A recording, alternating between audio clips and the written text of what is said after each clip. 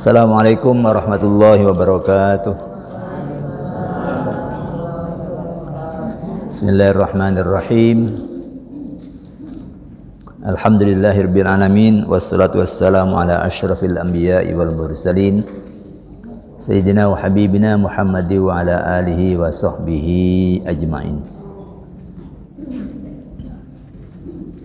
Amma ba'du, subhanaka la ilma lana illa ma 'allamtana innaka antal alimul hakim. Allahumma arinal haqqa haqqan warzuqna husna ittiba'i wa arinal batila batila warzuqna husna ijtinabih. Para jemaah sekalian, Bapak Ibu rahimakumullah, pagi hari ini kita bahas tema tentang berlaku ihsan kepada binatang. Ini masih merupakan kelanjutan dari bahasan mengenai keharusan merahmati makhluk Allah dengan berbuat ihsan kepada mereka. Kita sudah membahas tentang berbuat ihsan kepada sesama manusia, seiman atau tidak seiman. Itu sebagai konsekuensi dari kebulatan tekad kita untuk beribadah hanya kepada Allah dan mengikhlaskan agama hanya untuk Dia, meskipun orang-orang kafir tidak suka. Pagi ini kita lanjutkan dengan membahas berbuat ihsan kepada binatang. Ada dua item yang kita bahas. Yang pertama, Allah Subhanahu wa taala memberitahu kita melalui firman-firman-Nya, antara lain dalam surah An-Nur ayat 41 dan Al-Isra ayat 44. Allah beritahu bahwa makhluknya yang di langit dan yang di bumi termasuk binatang itu semuanya bertasbih kepada Allah. Bertasbih kepada Allah. Masing-masing mereka, masing-masing binatang, masing-masing makhluk itu sudah tahu cara sholat dan cara tasbihnya.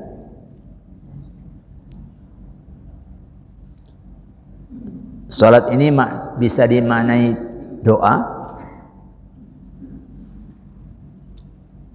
bisa dimaknai juga cara ibadah tertentu.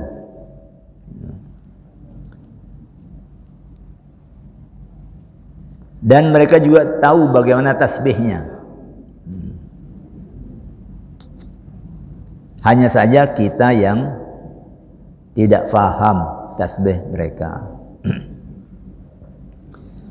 Allah berfirman, alam taro, tidakkah kamu memperhatikan Muhammad, annallaha yusabbihu lahu man fis samawati wal ard, bahwa Allah itu yusabbihu lahu, bertasbih kepadanya, man fis samawat, makhluk yang ada di langit. Kalau samawat itu jamak, jadi di semua langit, di 7 langit. Wal ardo, dan juga yang ada di bumi. Wat tayru, begitu juga burung. Sofatin yang membentangkan sayapnya. Kullun, masing-masing mereka itu qad alima salatahu wa tasbihahu. Masing-masing sudah tahu salatnya dan tasbihnya. Satu dengan yang lain dewe-dewe. Tapi setiap makhluk Allah tahu salatnya, tahu tasbihnya.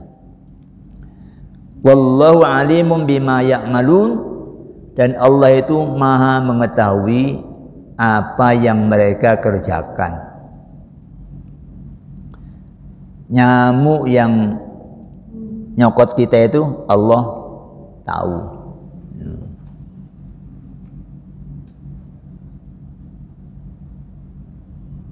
Apa itu? Kelabang yang masuk ke bawah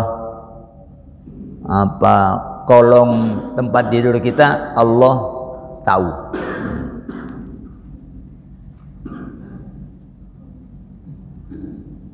Apalagi kita ya, yang tergolong khalifahnya.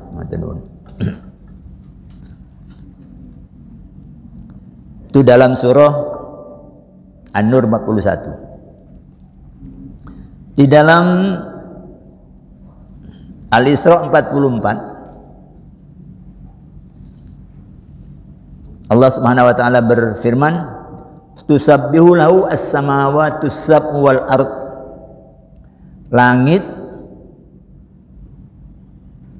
Langit yang 7 dan bumi itu bertasbih kepadanya. Wa man fihinna, dan makhluk-makhluk yang ada di semua langit dan di bumi. Jadi langitnya sendiri, buminya sendiri itu bertasbih kepada Allah. Wa im min syai'in illa yusabbihu bihamdihi, tidak ada sesuatu pun kecuali ia bertasbih dengan memujinya. Walakin, akan tetapi, la tafqahuna tasbihahum, kalian tidak paham tasbih mereka. Innahu kana haliman ghafura, sesungguhnya dia adalah zat yang halim, maha pengampun. Halim itu santun dan maha pengampun.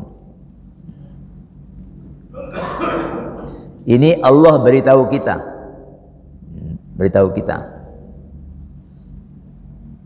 Kalau kita sudah diberitahu, sekarang kita mesti menyadari, ya, melihat apapun yang seolah-olah itu nggak ada maknanya, ya.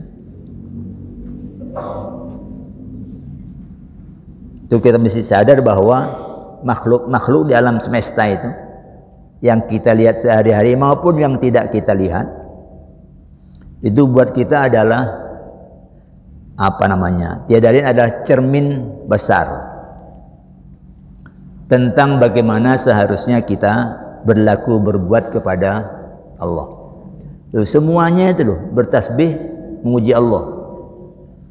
Kalau kita tidak bisa mengambil ini sebagai cermin, ya, menjadi kesadaran yang menghiasi pikiran kita, maka boleh jadi kita menjadi sembrono, ya, dalam berbuat kepada Allah. Jadi ini sebuah lingkungan hidup, sebuah habitat, kalau mau disebut itu majelis zikir semesta. Kok ada di tengah-tengah itu kita sembrono, bolak-balik melanggar aturan Allah. Kok ndak izin sama kecoa, ndak izin sama cecek, ndak izin sama burung yang ada di sangkar kita itu, ndak izin sama ayam. Mau semuanya bertasbih memuji Allah, kok kamu malah suka maksiat kepada Allah. Jadi ini pemberitahuan ini mesti menyentuh kesadaran kita yang paling dalam. Kita berada di dalam lingkungan hidup yang seperti ini. Tidak ada yang tidak bertasbih memuji Allah. Kita aja yang tidak paham.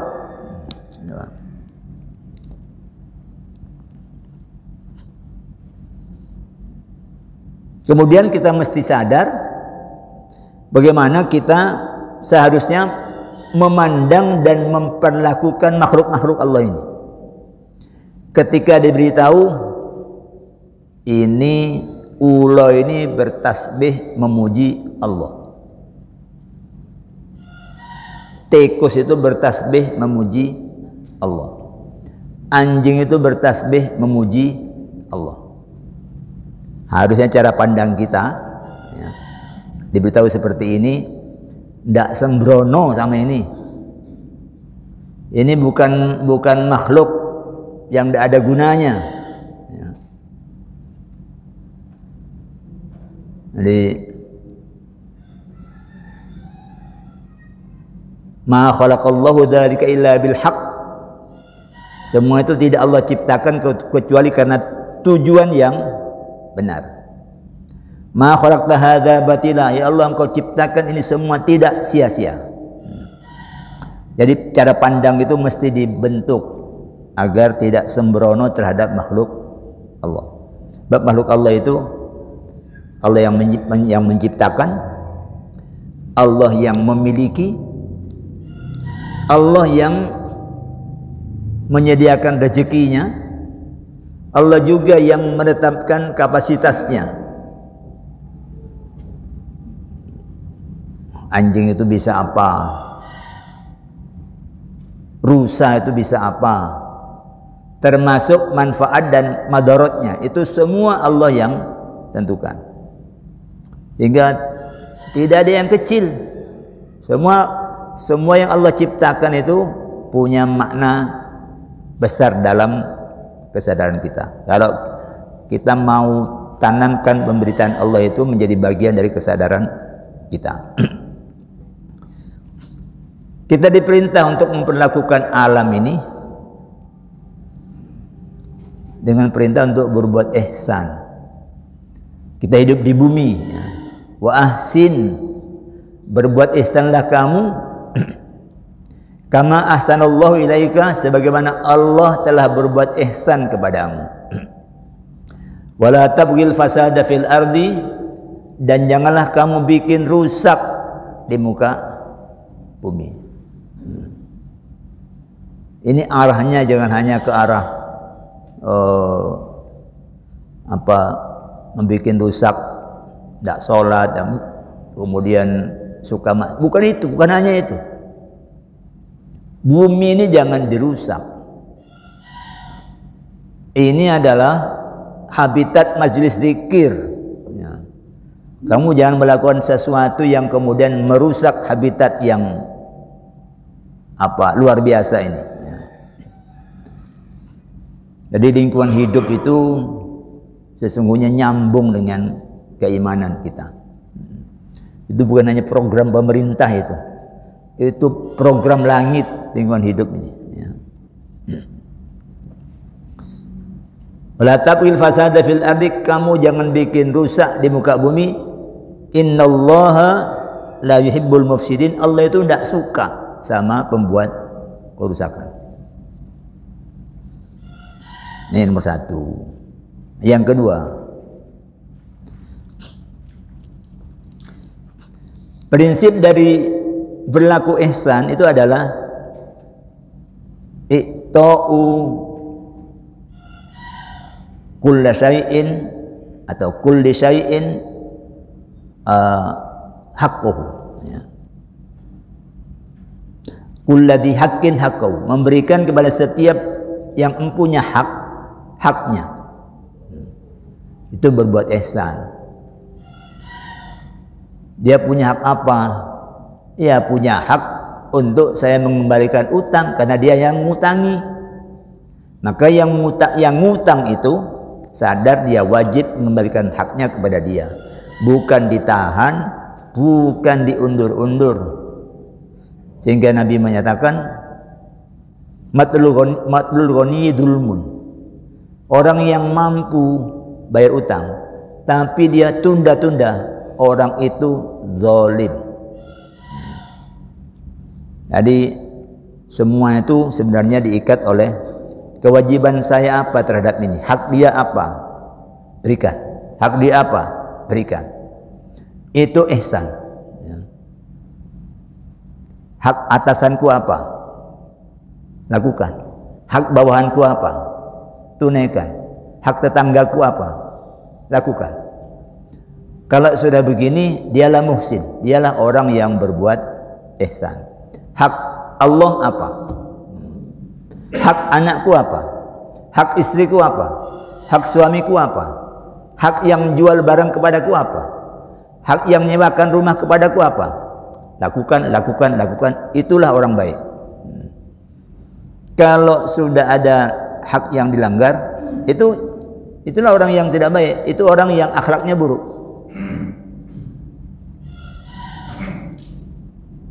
Sudah disepakati untuk setiap warga bayar sampah setiap bulan, misalnya 20.000. Ini bukan orang tidak mampu bayar, tetapi memang nakal. Itu warga yang akhlaknya buruk. Ya, akhlaknya buruk.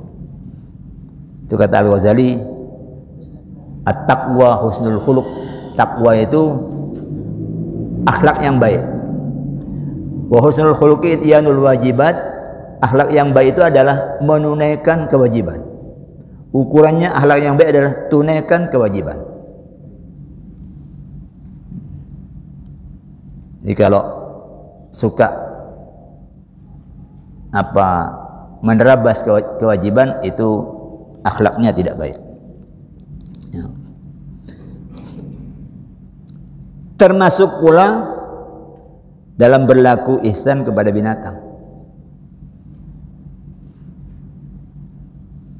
Jadi binatang itu punya sejumlah hak yang tidak boleh disembronoi, ya. Disembronoi itu apa? Diperlakukan semena-mena. Ya. Di sini disebut ada 5. Pertama, tidak melakukan perbuatan yang berpotensi mengganggu kehidupan binatang. Mengganggu itu artinya gak ada manfaat, gak ada apa, dia pokoknya sembrono. Yaitu Nabi dalam hadis yang ditakhrij oleh Imam Abu Dawud, hadis nomor 29, itu melarang untuk kencing di lubang.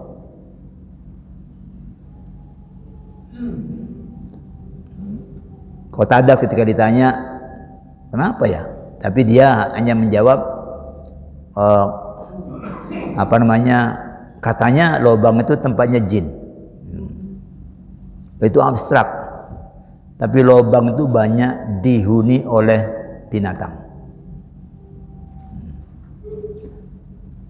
Banyak binatang yang tinggalnya dalam lubang. Ular bisa tinggal dalam lubang, tikus bisa tinggal dalam lubang, semut dalam lubang. Jadi kalau kita kencing sengaja diarahkan ke situ, jangan-jangan di dalam itu ada tikus yang lagi melahirkan. Lalu kita hujani dengan pipis yang pesing itu. Itu kalau bisa ngomong, cangkrik sopo itu. Begitu. Bisa ngomong.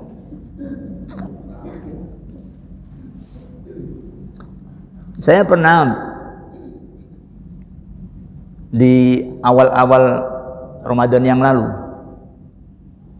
di depan di tempat berem itu, kok kemudian ada lubang, lalu tumpukan tanah yang dari dalam itu di luar banyak sekali, kira-kira sak panci kan. Terus ini saya kembalikan lagi untuk nutupi. 2 hari lagi itu digali lagi.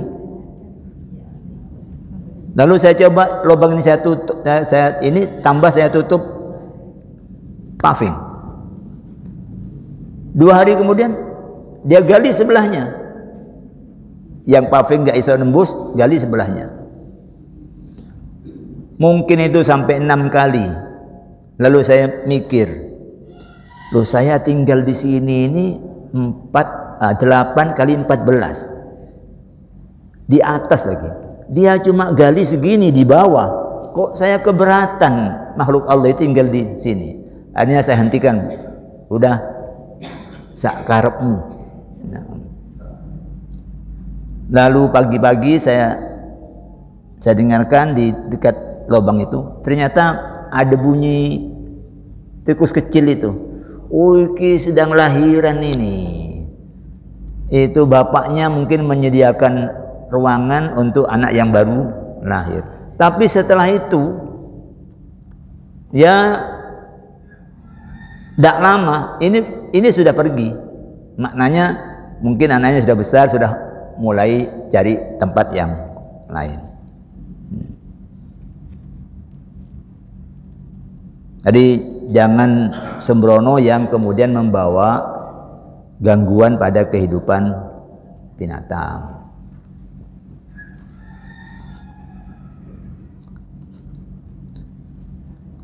Kemudian yang kedua, memberikan kepada binatang peluang untuk mendapatkan makanan dan minumannya secara cukup dan atau membantunya kalau binatang itu tidak mampu mendapatkannya. Ya sama dengan kita kan, kita butuh hidup. Untuk hidup itu ya butuh makan. Ada orang yang mudah mendapatkan makanan, ada yang tidak. Ada yang tidak. Ada orang yang sangat tergantung pada orang lain. Sudah lansia, tidak punya sanak kadang, sudah tidak bisa turun dari amben, sudah pipis-pipis dan beol di situ, sangat tergantung pada orang lain. Yang begini-begini ini kalau tidak ada orang tetangganya yang peduli, bisa jadi apa orang itu? Saya tahu di beberapa tempat ketika saya berkeliling memonitor bantuan zakat, ada orang seperti ini. Yang peduli itu justru orang miskin yang lain. Tapi dia sehat, tapi miskin, yang ngurusi orang ini, memandikan, menggantikan bajunya. Loh, di situ apakah tidak ada orang sugih? Banyak, mestinya juga bagus. Tapi ini yang peduli itu justru janda sudah agak tua. Nah, begini ini kalau kemudian dana zakat juga nyampe ke situ, orang yang sudah tidak bisa apa-apa ini, itulah yang mesti menjadi perhatian dari setiap kita, agar yang paling lemah itu yang menjadi prioritas dalam penyebaran pendistribusian dana-dana sosial. Banyak sekali, karena dihimpun melalui Facebook, masyarakat melaporkan foto, kita sebar untuk memetakan seperti apa keadaannya. Kalau rumahnya tidak sehat, kita pikirkan rumahnya untuk disehatkan, ya. Walaupun kecil, tapi kalau sehat kan beda. Udah tidak bisa turun dari amben, tapi pintunya itu bolong. Berarti ya nyamuk apa itu sudah gampang masuk, termasuk angin. Ya. Ya.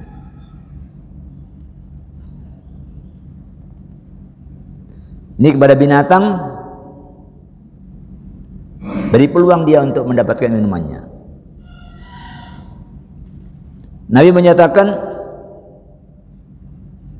udzibat imra'atun, ada perempuan yang dijatuhi siksa. Fi hirratin, akibat tindakannya terhadap kucing. Sajadatha, dia mengurungnya. Hatta matat, sampai kucing itu mati. Dikurung sampai mati. Fadakhalat fihan nar, perempuan itu gara-gara itu dia masuk neraka. Lahia at'amatha, perempuan itu tidak memberinya makan. Wala sakotha, tidak memberinya minum.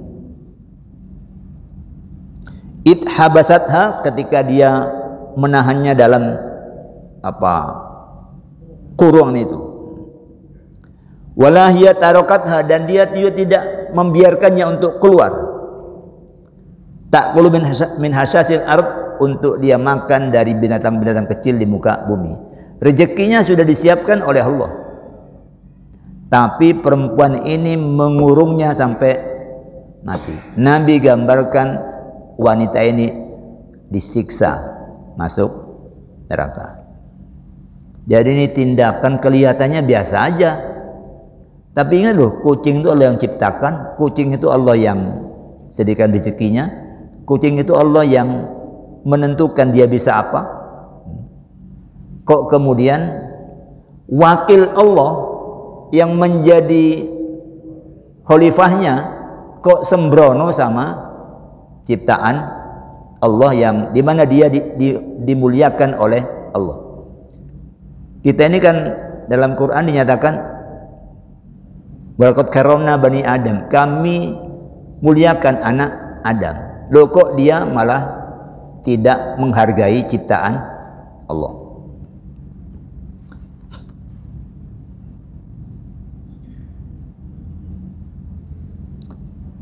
Sebaliknya Nabi menggambarkan ada laki-laki yang mendapat ampunan Allah karena membantu seekor anjing hingga terbebas dari derita haus yang melandanya. Dia ada seorang laki-laki yamshi, yang dia melakukan perjalanan, fastadda alaihil atos, lalu dia mengalami haus yang luar biasa. Fanazala bi'ron, lalu dia mendapatkan sumur, lalu dia turun ke sumur itu. Fasyariba minha, lalu dia meminumnya, minum airnya. Summa kharaja, lalu dia naik lagi keluar dari sumur. Faidah huwa bikalbin yalhath,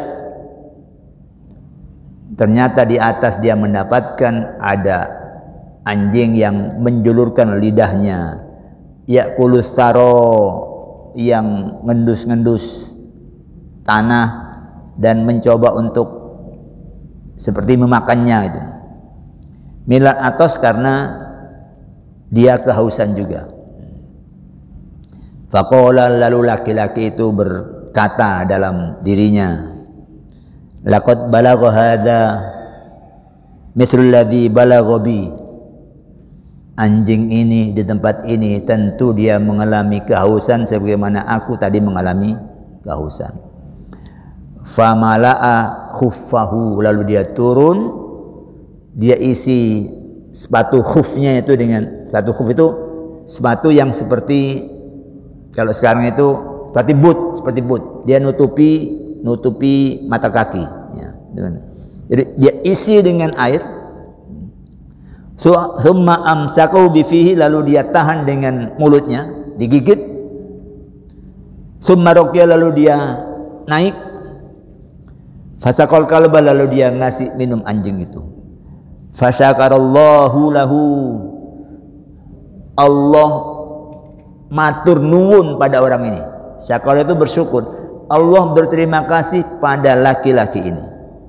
Faghfara lahu, lalu Allah mengampuni dosanya.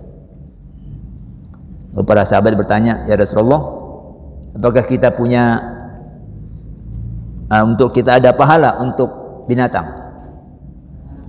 Rasulullah bersabda, setiap perbuatan ihsan kepada makhluk yang punya hati yang basah, ajrun, itu ada pahalanya. Jadi untuk menjadi orang soleh itu tidak hanya soleh kepada manusia.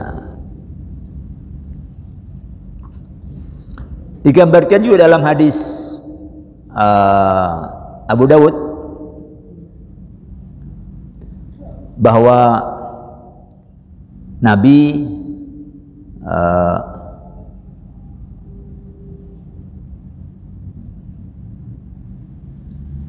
mendapati di kebun salah seorang Ansor itu ada onta yang merintih. Jadi bunyinya itu bukan bunyi yang mengesankan dia sedang senang, tapi dia sedang tertekan. Dan air matanya berlinang, dari kedua matanya itu ada air, ya, seolah-olah dia menangis. Nabi pegang punuknya, setelah dia diam, dia tenang, kemudian Nabi nanya, ini unta milik siapa ini? Ternyata yang punya itu seorang anak muda. Dia datang, dia bilang, unta ini milikku ya Rasulullah. Lalu Nabi bersabda, afala tattaqillah, apakah kamu tidak takut kepada Allah fi hadhil bahimah, berkenaan dengan tindakanmu pada binatang ini, allati mallakakallah, Allah yang membuat binatang ini menjadi milik kamu. Apakah kamu tidak takut kepada Allah memperlakukan binatang ini seperti ini?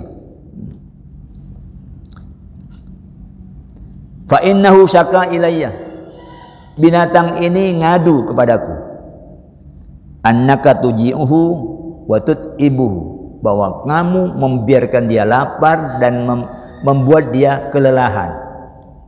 Jadi ini hak yang ketiga, ya, hak yang ketiga dari binatang. Jadi binatang jangan diperas dengan memberi beban atau pekerjaan yang berada di luar kemampuannya.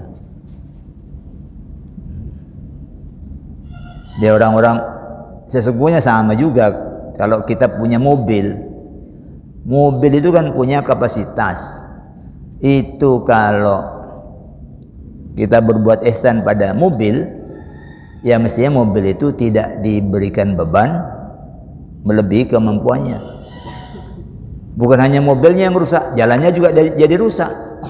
Jalan rusak mengganggu hak orang lain pemakai jalan. Banyak rentetannya itu. Ya. Jadi semua harus berdasarkan takdirnya. Orang membangun juga berdasarkan takdirnya. Kalau bangunan itu tidak sesuai dengan takdirnya, roboh dia dan nanti ada korban. Ya. Jadi orang-orang yang bekerja sebagai kontraktor, sebagai tukang, itu kalau mau ihsan, taati itu ukuran-ukuran itu, baru ihsan. Dan itu jangan dikira hanya di dunia selesai. Nggak ada yang selesai di dunia, semua sampai menghadap Allah. Jadi ihsan itu, ya itulah kata-kata satu-satunya yang Allah gunakan. Berbuat ihsanlah kamu. Allah tidak suka terhadap orang yang berbuat kerusakan. Dalam riwayat yang lain itu ada Nabi melewati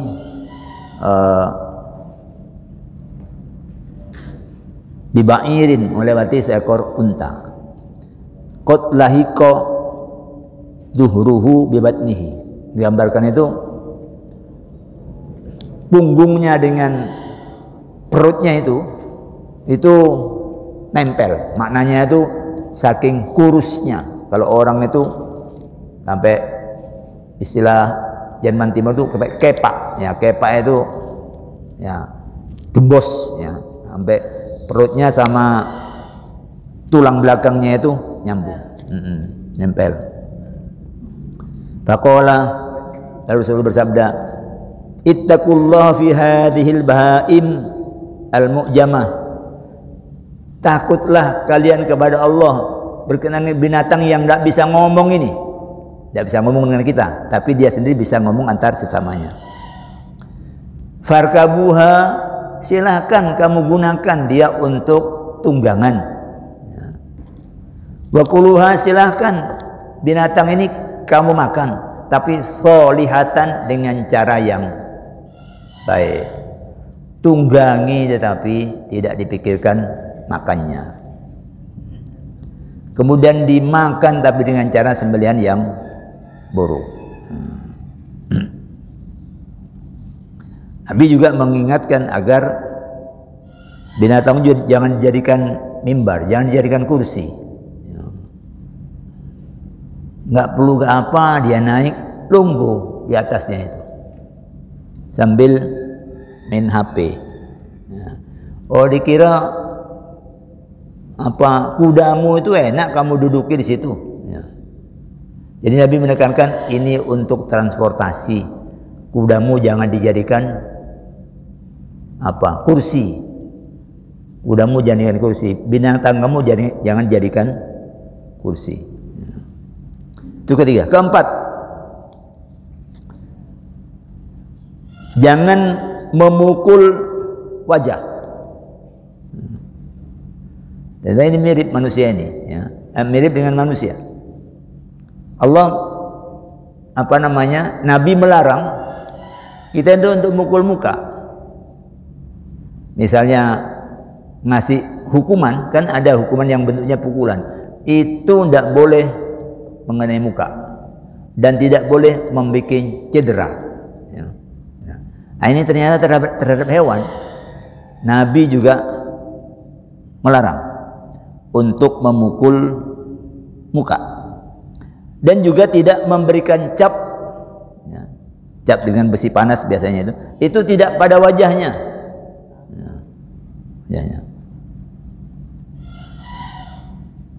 Sahabat Jabir meriwayatkan bahwa ada seekor keledai yang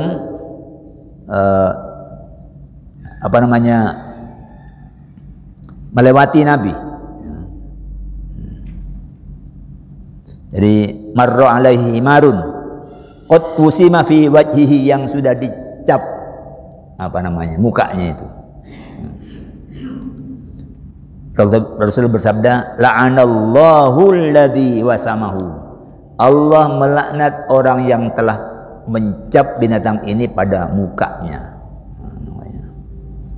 Jadi walaupun milik sendiri, ini tak tuku dewe iku tercampur awakmu. Ini yang tercampur itu Allah, ya. Allah menyatakan Nabi menyatakan la'anallahu alladzi wasamahu. Allah melaknat orang yang telah mencap mukanya. Yang kelima, tidak menyiksa atau menyakitinya.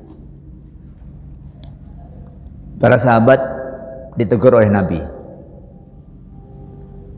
dalam perjalanannya gara-gara membakar kampung semut. Mungkin dari kita pernah ada yang pengalaman ini. Ada semut banyak, lengukas, biar sekarang lengukas sudah susah. Siram petai korek. Luar biasa itu. Ya. Jadi Nabi ro'a qaryata namlin, beliau melihat kampung semut.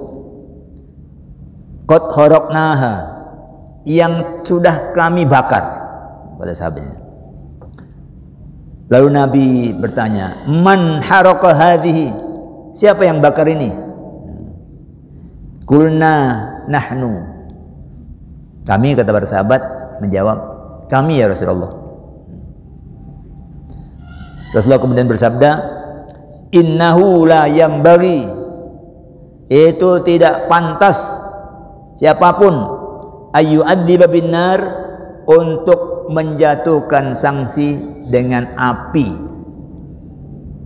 illa rabbun nar, kecuali pangerannya api.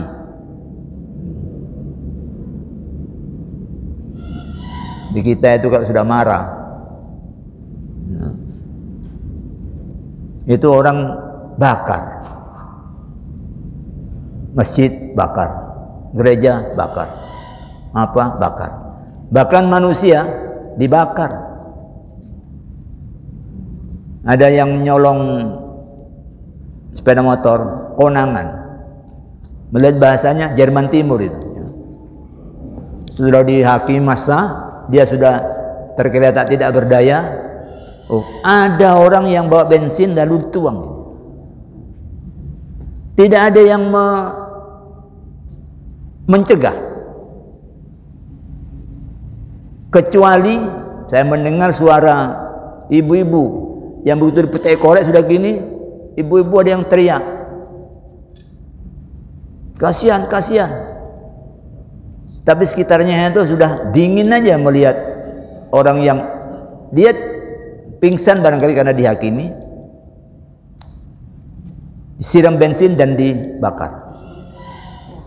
Padahal itu nyolong itu kalau diterapkan hukum Islam, nah, itu kan hanya dipotong tangan, ini dibakar.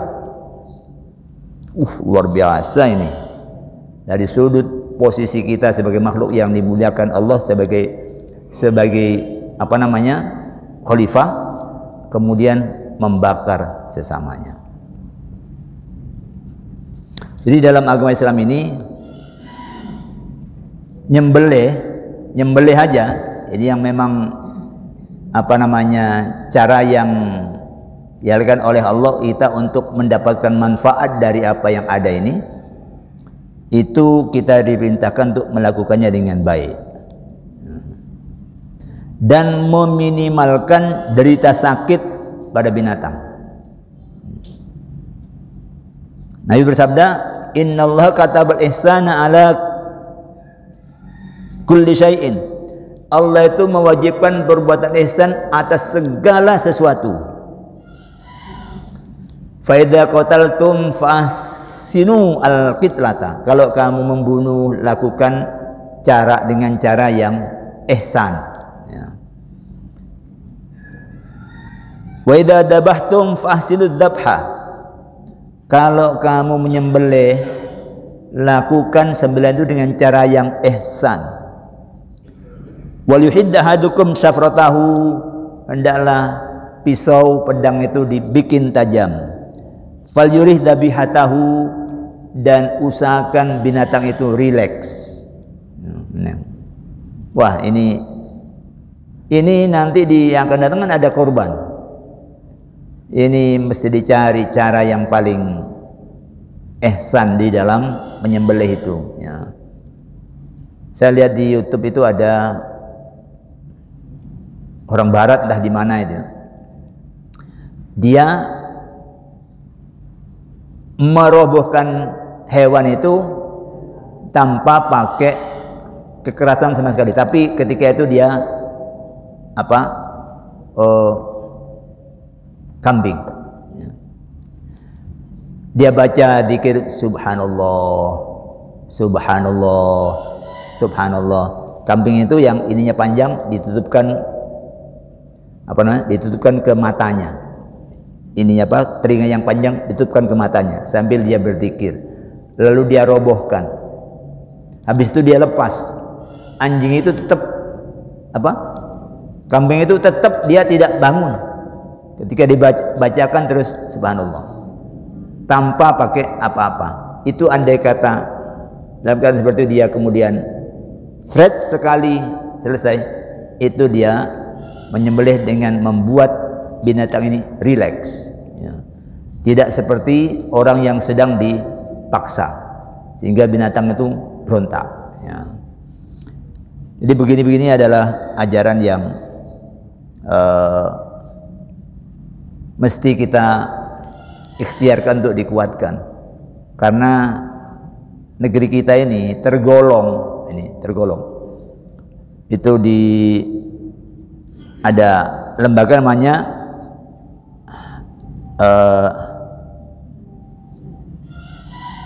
Asia for Animal Coalition. Ini tahun 2001 menobatkan Indonesia sebagai juara dunia dalam hal apa? Paling banyak mengunggah konten kekejaman terhadap hewan. Ya, artinya di dalam negeri ini banyak, ya, banyak. Ada seseorang tahun 2019 di Sidoarjo, ini pegawai di bank syariah, dia berlaku kejam terhadap 4 kucing.